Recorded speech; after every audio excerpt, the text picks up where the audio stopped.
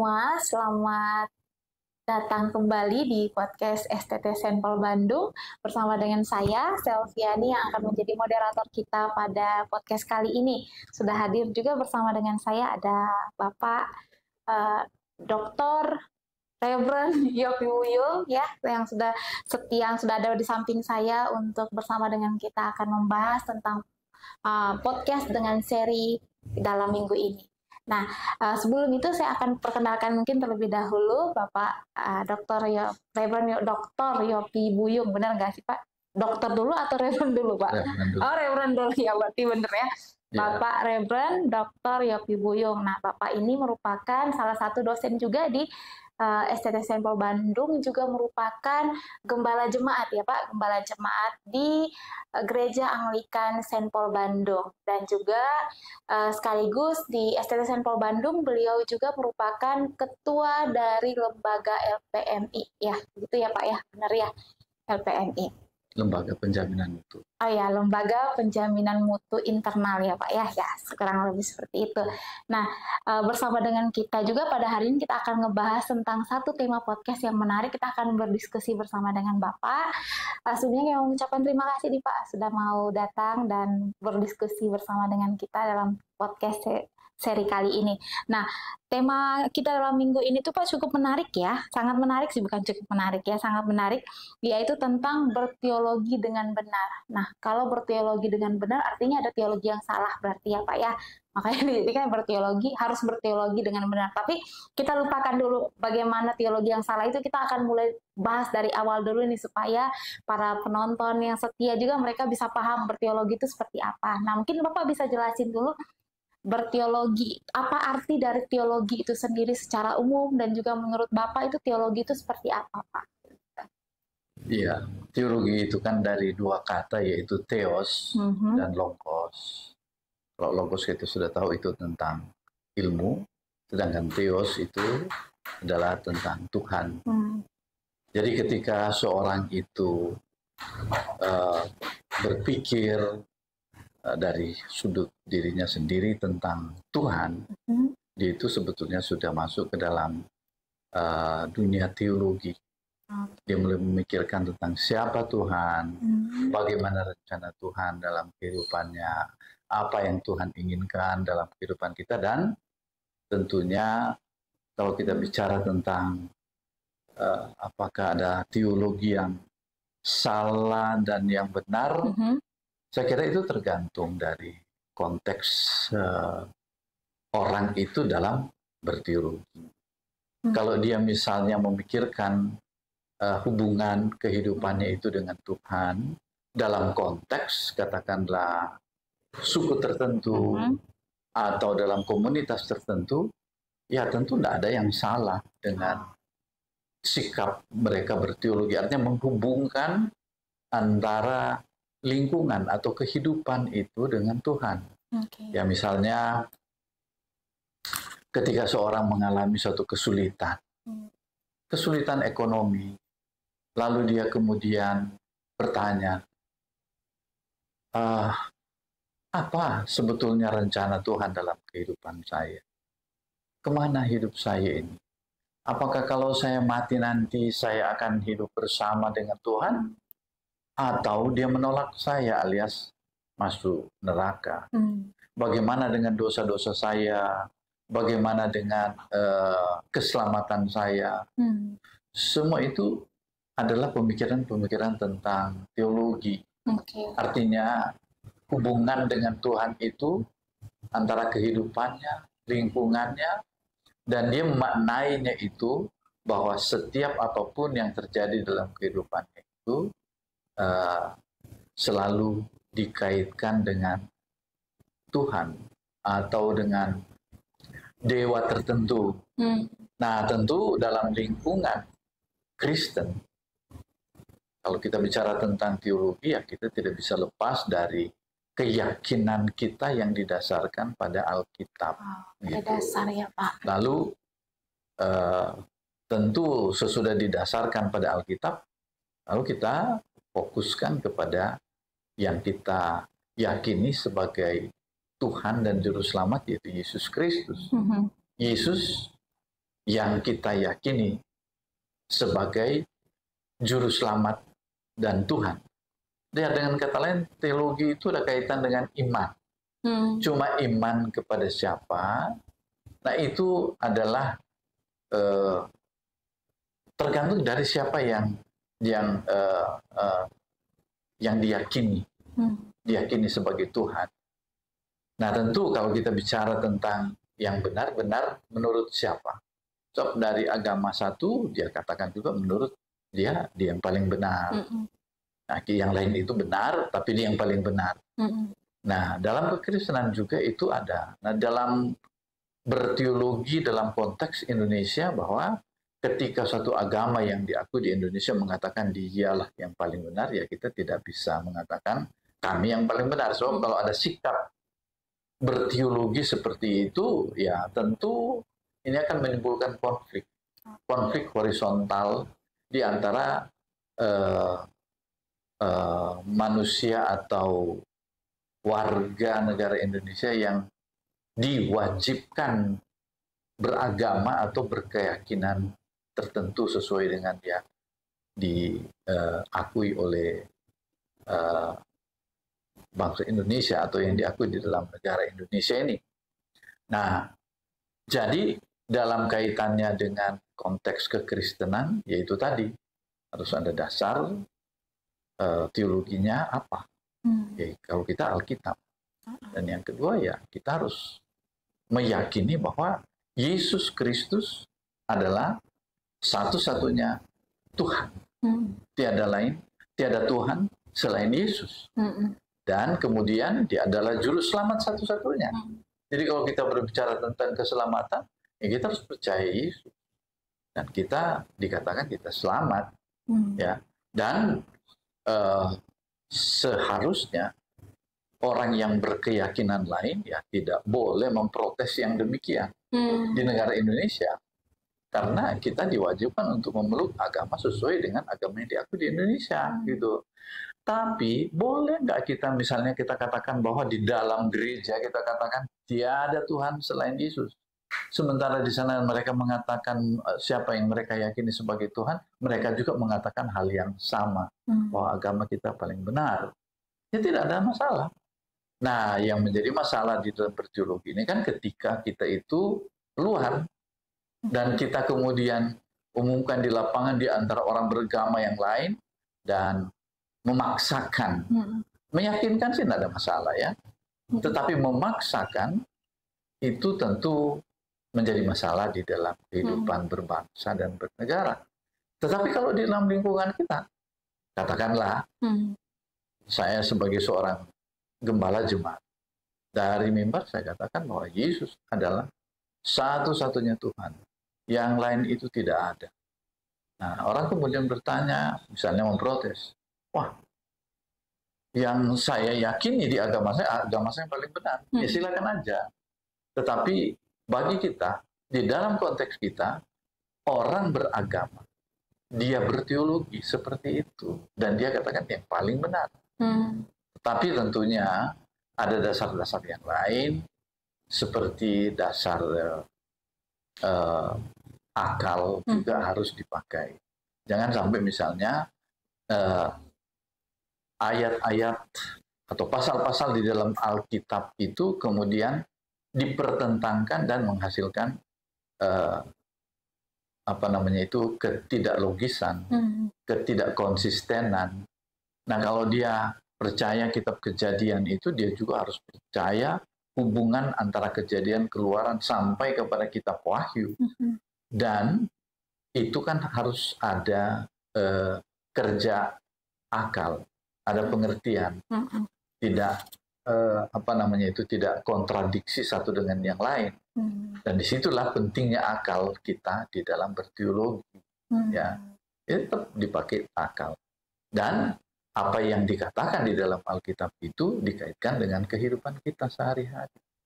Nah, itu kalau bicara tentang teologi dan ruang lingkupnya. Sehingga nanti ketika orang belajar teologi, ada yang mengkhususkan diri kepada teologi perjanjian lama, Ada bidang ada ya. juga yang ke perjanjian baru, ada yang teologi misi, teologi pemuritan, teologi sosial, teologi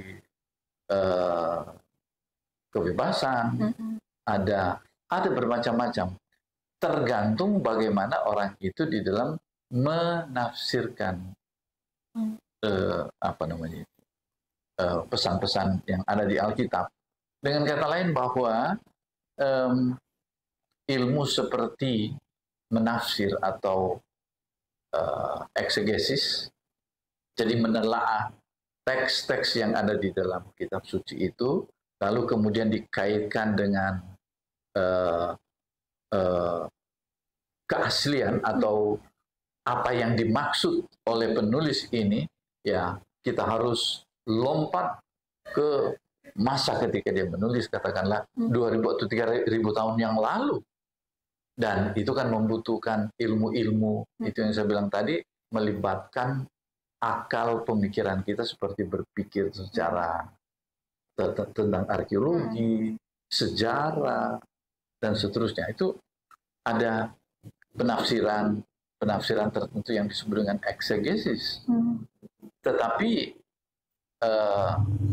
bagaimana kita memahami pesan-pesan itu, ya tentu ada kaitan ketika kita katakan bagaimana kita memahami, artinya dalam hubungan dengan kehidupan manusia dengan kita, bagaimana kita cara berpikir dan kemudian kita menerima pesan-pesan dari Alkitab. Nah, itu membutuhkan apa yang disebut dengan hermeneutik.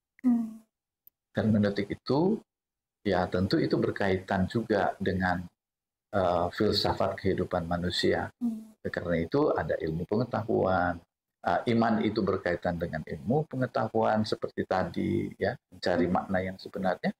Lalu dia juga berkaitan dengan filsafat. Filsafat itu adalah suatu cara berpikir kita di dalam memaknai tentang sesuatu, termasuk pesan-pesan itu. Dan itu saya tidak mau katakan bahwa itu berteologi yang benar, tetapi kita memasuki suatu kehidupan iman yang didasarkan pada Alkitab dan kemudian meyakini tentang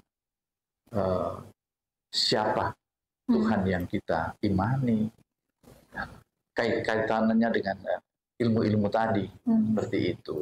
Iya, berarti ini nih dari semua penjelasan Bapak nih, kan kalau kita berteologi itu kan membutuhkan pemikiran kita juga ya untuk bisa mengartikan segala sesuatu berdasarkan tidak berdasarkan pada keinginan kepengetahuan kita sendiri. Berarti orang yang mau berteologi dia harus belajar dulu atau bagaimana, Pak? Ya, kalau orang itu berteologi artinya bagaimana dia mengartikan pesan-pesan Tuhan dalam kitab suci seperti dalam Alkitab. Ya tentu kalau misalnya dia cara berpikirnya atau kurang pengetahuan bahasa dan kemudian dia berhadapan dengan pesan-pesan itu, ya dia tidak punya pengertian atau mempunyai pengertian yang salah dan kemudian dia mengambil suatu keputusan bahwa inilah yang dikatakan oleh Alkitab.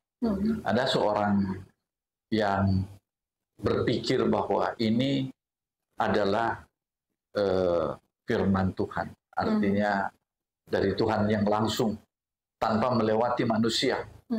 Jadi Alkitab itu adalah kata-kata Tuhan. Oleh karena itu dia tidak perlu berpikir, buka saja Alkitab itu dengan membuka mana yang dia tunjuk dengan jari, dia baca. Ya, hendaklah kamu itu mengasihi satu dengan yang lain. Ya, itu yang dia pegang hari itu. Kemudian suatu hari dia buka, kebetulan yang dia buka itu kan batas perjanjian lama dan perjanjian baru kan, dia tunjuk. Oh, hari ini tidak ada firman Tuhan. Jadi Tuhan diam dan tidak. Nah, itu kan apa namanya ya? Itu tidak dapat kita katakan bahwa itu dia mencoba untuk memperlakukan pesan-pesan ilahi atau firman Tuhan itu dengan cara seperti itu, dengan pendekatan magic atau pendekatan dukun seperti itu kan tidak seperti itu. Juga tidak dalam arti bahwa kita tidak butuh teologi, baca saja apa yang dikatakan oleh Alkitab. Tetapi membaca Alkitab itu tidak hanya sekedar membaca 1-2 ayat, atau 1 pasal atau 2 pasal, atau 1 kitab atau 2 kitab, tidak hanya sekedar itu. Tetapi kita juga harus melihat apa maksud dari penulis ini di dalam dia menulis. Lalu orang katakan, itu pakai pikiran manusia. Jangan pakai pikiran manusia. Itu baca saja, ini firman Tuhan, ini yang dikatakan oleh Alkitab. Dia lupa bahwa yang dia baca itu adalah Alkitab yang sudah melewati terjemahan demi terjemahan dari waktu ke waktu. Mulai dari bahasa Ibrani atau bahasa Aram, atau yang kemudian diterjemahkan ke dalam bahasa Yunani yang dikenal dengan Septuaginta, dan kemudian setelah itu diterjemahkan ke dalam berbagai bahasa. Nah, orang Indonesia atau orang Inggris ketika menerjemahkan Alkitab itu, dia membawa, atau tidak usahlah Inggris atau Indonesia, bahasa Yunani. Ketika orang-orang Yahudi yang pergi, atau orang-orang Yahudi diaspora yang menyebar di luar daerah Yahuda dan daerah atau Israel, kerajaan utara dan kerajaan selatan, ketika mereka masuk ke bagian utara Mesir atau di luar Israel, nah di situ kemudian mereka berpikir bahwa Alkitab ini perlu dimengerti oleh orang-orang ini yang berbahasa Yunani pada waktu itu. Lalu diterjemahkanlah Alkitab itu ke dalam bahasa Yunani yang dikenal dengan Septuaginta. Septuaginta konon itu diterjemahkan oleh 70 penulis. Tapi katakanlah demikian. Ketika mereka menerjemahkan itu dari bahasa Ibrani dan bahasa Aram, maka penerjemahan itu kan adalah sebuah tafsiran. Ya, bagaimana mereka menerjemahkan itu? Misalnya menerjemahkan Mesaya, Masiah kalau bahasa Ibrani itu, yang berarti dengan dalam bahasa Yunani itu adalah Kristus. Nah, pemahaman Kristus dengan pemahaman Hamasiah itu dipahami dalam 2 konteks yang berbeda. Nah, kalau orang katakan bahwa saya hanya mau baca Alkitab dan saya tidak mau perlu ilmu yang lain, dan penerjemahan ini dia lupa, maka dia bisa tersesat dalam arti bahwa dia tidak menangkap sepenuhnya pesan asli dari Alkitab. Kita pun juga tidak bisa mengatakan bahwa ketika kita baca dan ketika kita pelajari bahasa-bahasa itu dan kita katakan bahwa pemahaman saya sesudah dia belajar ilmu-ilmu lain, artinya dia sudah menjadi teolog, katakanlah demikian. Lalu dia katakan, ini maksudnya firman Tuhan. Ya, kita juga perlu berpikir apa itu maksudnya. Tetapi ada satu ahli hermeneutik, namanya itu Paul Ricoeur. Paul Ricoeur itu dia katakan bahwa ketika teks itu ditulis, juga ada yang lain, misalnya Gadamer, dia katakan bahwa teks itu kita sudah tidak tahu. Kalau mau pengen tahu aslinya itu, kita tanya dong sama penulisnya, gitu kan? Itu yang nulis itu siapa? Dan katakanlah kita ketemu penulisnya, katakanlah kalau dia masih hidup, ya. Dan ini berandai-andai aja. Begitu kita katakan, ini yang dimaksud oleh ayat ini, si penulis katakan, maksud saya waktu itu menulis bukan itu. Iya kan? Nah, tapi pertanyaannya, masihkah kita bisa ketemu dengan penulis asli? Nggak bisa. Dengan kata lain itu, teks atau katakanlah ayat-ayat itu sudah masuk ke dalam teks yang lepas dari penulis asli, ya kan, dia lepas. Nah, tentu kita katakan begini, oh kalau begitu berarti ya itu ya Saja nggak bukan, benar. ya nggak benar kan? Nah itu juga salah, Oh. sebab katakanlah si penulisnya masih hidup,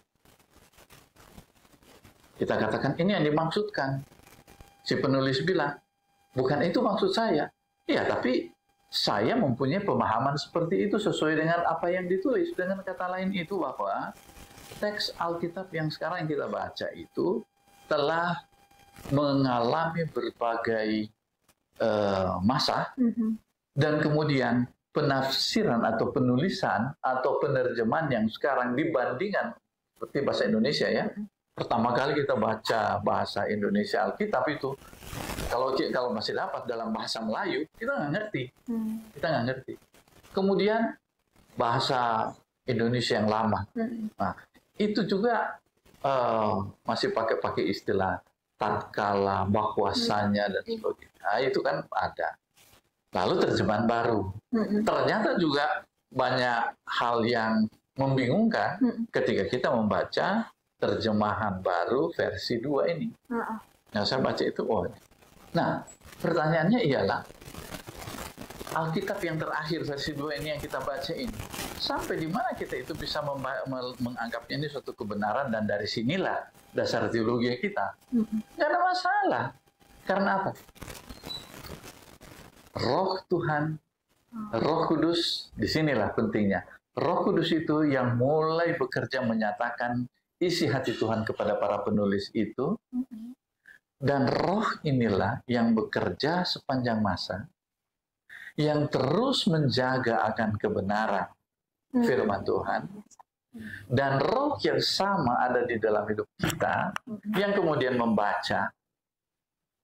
Jadi, kalau kita tanya, sampai di mana kebenarannya? Ya, kalau Anda baca tanpa punya kasih kepada Tuhan, tanpa percaya kepada Yesus Kristus, dan Anda tidak dipenuhi oleh Roh Kristus atau Roh Kudus, ya Anda akan mengalami banyak penyimpangan.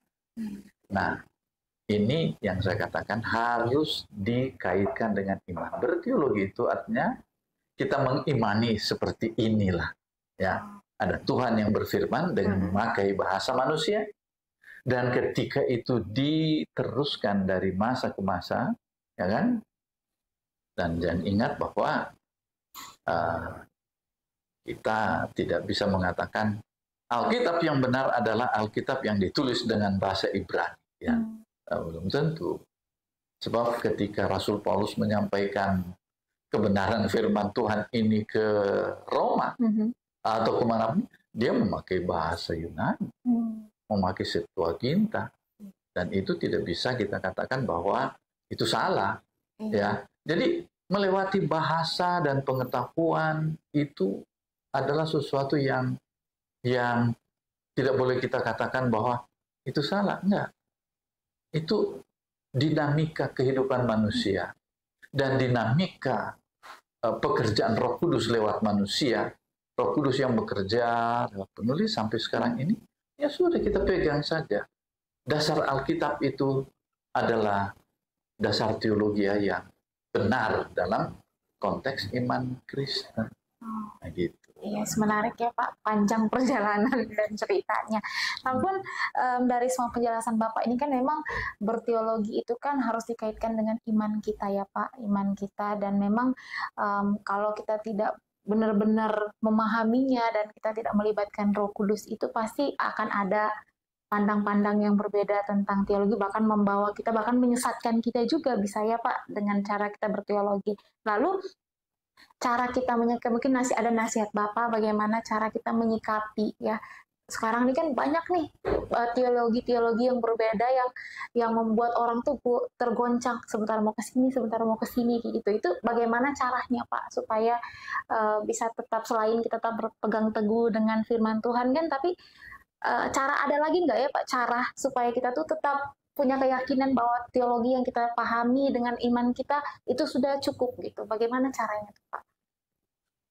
Iya, ini memang yang menjadi persoalan Kristen saat ini, bahwa denominasi sana mengatakan ketika mereka baca, mereka meyakini seperti itu. Dan denominasi di sana juga mereka berkeras seperti itu.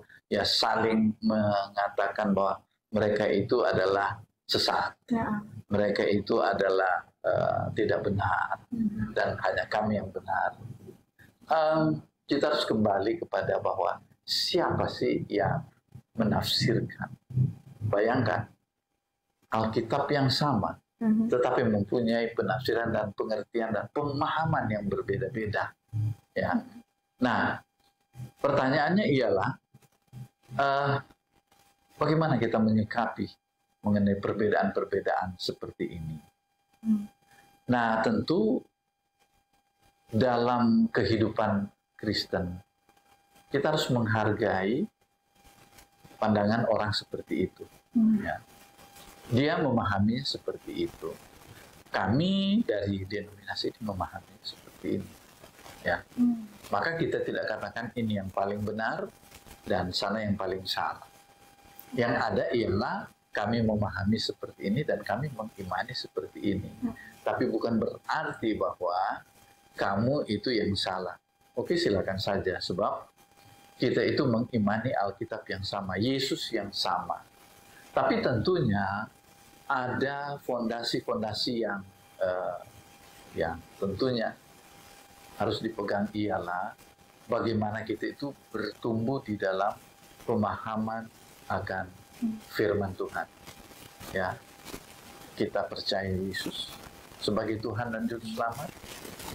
Kita kemudian meyakini bahwa Roh Kristus memimpin kehidupan iman kita, dan Roh Kudus atau Kristus tidak dapat dipisahkan dengan Alkitab. Ya, jadi ketika ada satu orang mengatakan bahwa saya yakin dari Tuhan bahwa saya harus menceraikan istri saya ini, dan saya itu harus kawin dengan orang yang Tuhan tunjukkan kepada saya. Nah, tentu boleh saja dia meyakini itu, dan dia mungkin sudah bermimpi-mimpi selama berbulan-bulan tentang hal itu. Tapi kemudian kita kembali kepada Alkitab. Apakah Alkitab mengizinkan, membolehkan perceraian itu? Tetap ini yang menjadi dasar, kan? Nah, kita harus kembali kepada pemahaman Alkitab. Tapi kembali lagi yang tadi, kan tiap-tiap orang mempunyai pemahaman yang berbeda-beda. Nah, tentu kita harus berpikir dari segi bahwa iman kita itu tidak hanya bersifat individu.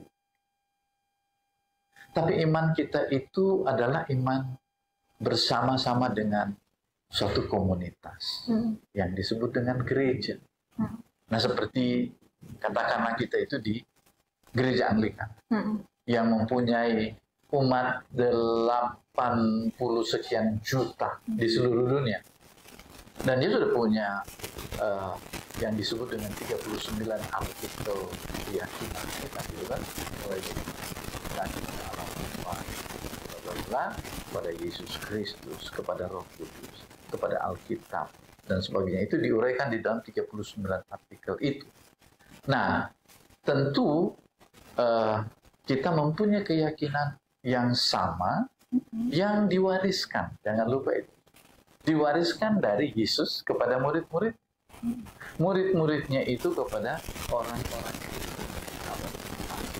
yang kemudian mereka itu menyebar ke Mesir, menjadi komunitas, menyebar ke Rusia, Persia, kemudian ke Yunani, gereja Ortodoks Rusia, Ortodoks Yunani, Ortodoks Syria, dan kemudian menyebar sampai ke England, ke tanah England. Nah, ada yang pertama disebut dengan Ortodoks Anglikan, gitu, ya kan? Nah, penyebaran ini jadi sambung, ini warisan. Makanya dari Anglikan itu atau dari Roma, kalau yang ke Roma itu disebut dengan gereja Roma. Gereja Roma ini juga menyebar ke semua. Lalu yang datang dibawa dari murid-muridnya itu ada yang murid itu datang ke tanah England. Lalu di tanah Anglikan ini kemudian menyebar lagi ke ke Amerika menjadi gereja Metodis, kemudian menjadi gereja Baptis, ke Australia, lalu sambungannya ini kemudian datang sampai ke Indonesia, ke Singapura dan sebagainya. Jadi itu ibarat ada sumber airnya yang lewat keran dari perusahaan air minum itu sampai ke sana gitu. Nah, tapi mungkin ada orang yang kemudian mengatakan, oh enggak, kita ini salah dan kita berdiri sendiri. Nah, bisa saja begitu, tetapi kan itu putus dari warisan gereja mula-mula kan. Nah, jadi itu kita harus lihat bahwa memang itu ada banyak keyakinan, tetapi kita juga harus melihat bagaimana komunitas gereja itu meyakini. Jadi Roh Kudus itu sangat penting meyakinkan kepada kita bahwa inilah kebenaran. Tapi ketika kita masuk ke dalam komunitas, karena kita nggak bisa lepas dari komunitas kan, gitu. Nggak lepas dari nggak bisa, kita nggak bisa lepas dari komunitas. Bagaimana komunitas? Makanya ya kalau saya sendiri pribadi ya saya melihat gereja Anglikan itu ya bukan berarti saya pilih-pilih gereja besar ya, tetapi komunitasnya yang saya lihat bahwa dari waktu ke waktu tidak ada kepentingan individu di dalamnya. Misalnya saya ini karena saya yang memulai gereja Anglikan di Bandung, lalu kemudian saya menjadi penentu di gereja Anglikan. Enggak, saya ini hanyalah hamba Tuhan yang kalau misalnya saya sudah aturan gereja itu saya sudah harus pensiun, ya gereja, organisasi, komunitas ini menentukan orang yang lebih muda untuk menggantikan saya. Jadi saya tidak ada rasa bahwa saya yang berkuasa karena saya memulai. Dan gereja ini adalah milik Yesus Kristus dan itu yang diwariskan, gitu. Nah, sehingga kenapa gereja Anglikan itu cukup kuat dan dari waktu ke waktu seperti itu, karena tidak ada satu individu pun yang mengatakan ini punya saya. Nah, ini tetap milik gereja. Saya tetap sebagai hamba Tuhan. Saya sudah berkorban uang dan sebagainya. Saya tidak boleh ada perasaan seperti itu. Saya disuruh oleh yang punya gereja itu, yaitu Yesus Kristus. Nah, ini komunitas sangat penting di dalam menentukan sebuah teologi yang saya katakan dalam tanda kutip teologi yang benar. Tapi lebih baik kita katakan teologi yang kuat, berakar pada Alkitab, gitu. Tapi ditentukan di mana kita berada juga. Iya, ditentukan di komunitas di mana kita ada, gitu. Jadi kita nggak bisa katakan, kayaknya gereja ini sudah sesat dan saya kemudian mendirikan sendiri, gitu. Tetapi dan ini juga yang menjadi kritik terhadap gerakan reformasi kan, bahwa dia melawan otoritas gereja, tapi reformasi itu bukan mendirikan gereja baru, kan? Dia mereformasi, ya, dia mereformasi. Oleh karena itu, Anglikan itu tetap mengakui gereja yang katakanlah yang ada di Roma, mengaku juga gereja Ortodoks lainnya, tapi juga mengakui akan pembaharuan seperti yang dilaksanakan oleh Martin Luther, Johannes Calvin, Zwingli dan sebagainya, tokoh-tokoh reformasi itu, ya, sehingga gereja Anglikan tidak melepaskan langsung begitu saja, tetapi dia juga, misalnya ya, dia tetap yang bagus dari gereja lama itu, gereja mula-mula yang kita warisi dalam liturgi kita. Dulu kan para rasul mengatakan kepada orang-orang yang ada di rumah ketika mereka berkunjung, "The Lord be with you." Tuhan besertamu. Kan disambut juga mereka dengan apa? Dan besertamu juga. Nah, itu kita tetap pertahankan di dalam liturgi kita. Karena apa? Gereja kita itu adalah warisan seperti keran yang dikucurkan oleh Yesus kepada murid, kepada orang Kristen mula-mula, kemudian ke sana, ke England, lalu kemudian menyebar sampai ke kita di sini, tiada putus dari generasi ke generasi. Ya. Nah, atas dasar teologi yang 39 artikel itu, lalu kemudian kita mendasarkan di situ. Ya, saya tidak boleh misalnya ada gereja Anglikan, lalu saya katakan bahwa saya tadi malam bermimpi, kata Tuhan bahwa ada bahwa saya harus menceraikan istri saya atau harus mencuri atau membunuh dan sebagainya. Tidak ada klaim seperti itu. Sebab itu iman saya itu dijaga oleh Alkitab melalui komunitas gereja saya gitu. Nah, itulah berteologi gitu kan. Yes, menarik ya. Jadi berteologi dengan benar tuh ada alirannya ya, gitu dia Pak bilang. Jadi kalau kita secara pribadi, kalau kita berteologi harus dikaitkan dengan iman. Kemudian iman kita itu harus berdasar pada Alkitab. Kemudian setelah pada Alkitab, kita juga harus berada dalam komunitas yang tepat supaya dasar kita itu tetap dipertahankan. Apakah seperti itu, Pak? Komunitas dalam arti bahwa apa namanya itu pedang menajamkan pedang itu kan. Jadi artinya apa? Kita berada di dalam komunitas, bukan komunitas yang mati, komunitas yang dinamis. Nah, kalau dinamis itu katakanlah dalam gereja ada konflik gitu kan, ya Tuhan izinkan itu untuk apa? Kita berdiskusi supaya iman kita semakin tajam. Ya, kalau misalnya saya menyimpang, ya ada majelis atau pengurus yang kasih tahu, atau sesama imam kasih tahu, sama pendeta kasih tahu, Pak Yopi itu salah, begini. Nah, kita belajar dari waktu ke waktu, begitu. Dan juga berpatokan pada iman, sesuai dengan sesuai dengan kebenaran firman Tuhan. Betul. Ya, tidak terputus daripada itu. Ya. Walaupun jauh alirannya, masih akan tetap satu ya, bersumber pada Alkitab. Ya, baik. Terima kasih untuk kesetiaannya, karena sepertinya diskusi kita karena terlalu menarik ya. Jadi terkesan sepertinya sudah sangat panjang, dan kita sudah sampai di sini Pak, karena kalau kita lanjutkan ya akan semakin panjang ya Pak ya. Jadi intinya seperti apa yang sudah disampaikan oleh Reverend Yopi tadi, bahwa hendaklah kita sebagai orang Kristen juga berteologi dengan benar, dengan dasar pada Alkitab itu sendiri, dan tetap bertahan pada komunitas yang kita merasa bahwa komunitas itu baik dan sesuai dengan pada firman Tuhan. Ya, gitu. Ya, jadi sampai sini podcast kita hari ini. Kiranya Tuhan Yesus memberkati.